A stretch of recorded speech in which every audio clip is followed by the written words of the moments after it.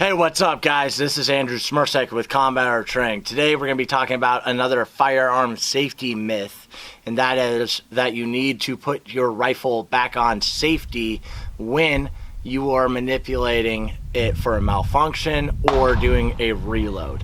Now, if you practice that, that's fine. Okay, I'm not against it. I just want you to realize that it does not always work.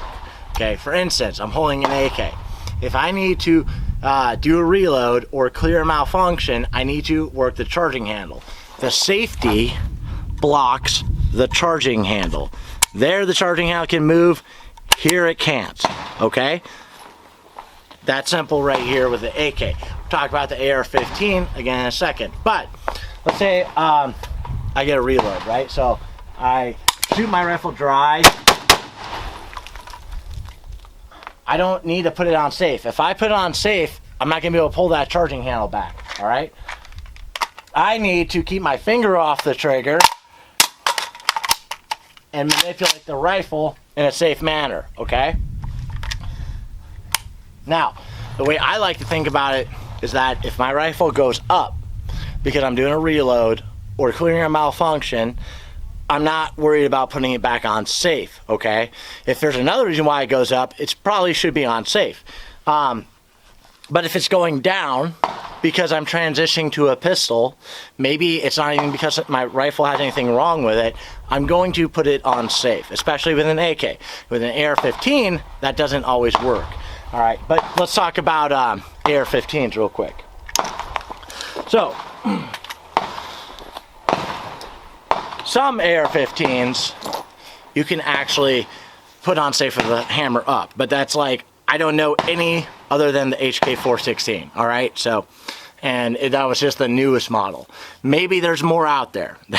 So that, maybe I shouldn't even say some, but for the most part, you can't put it back on safe when the hammer is up, okay? So there's no point in trying to. And what you will find when you watch people do it is that they will sit there and wonder why the rifle's not going on safe when really they need to be clearing that malfunction or reloading their rifle, okay?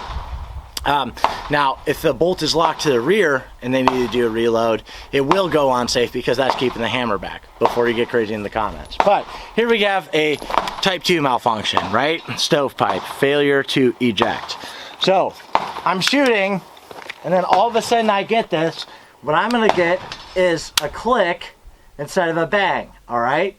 Take my finger off the trigger, orient the rifle up, ejection port down, move, tap the mag, and I rack it, okay? That's all I need to do. The thing is that when you get that click, I'll show you here in just a second.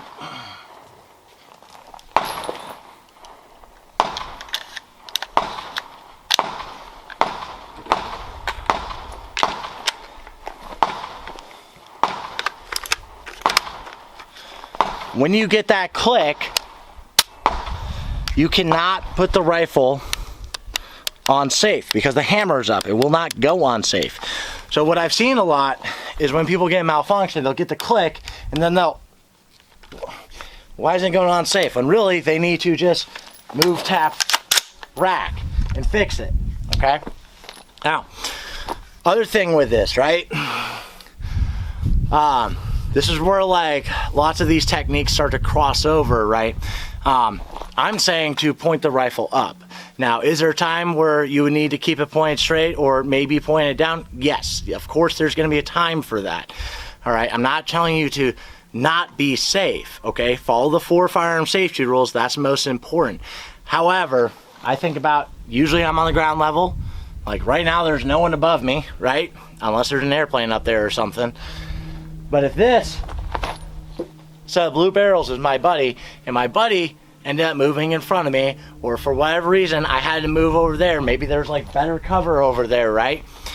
When I point the rifle up, it's not going to point at him, okay?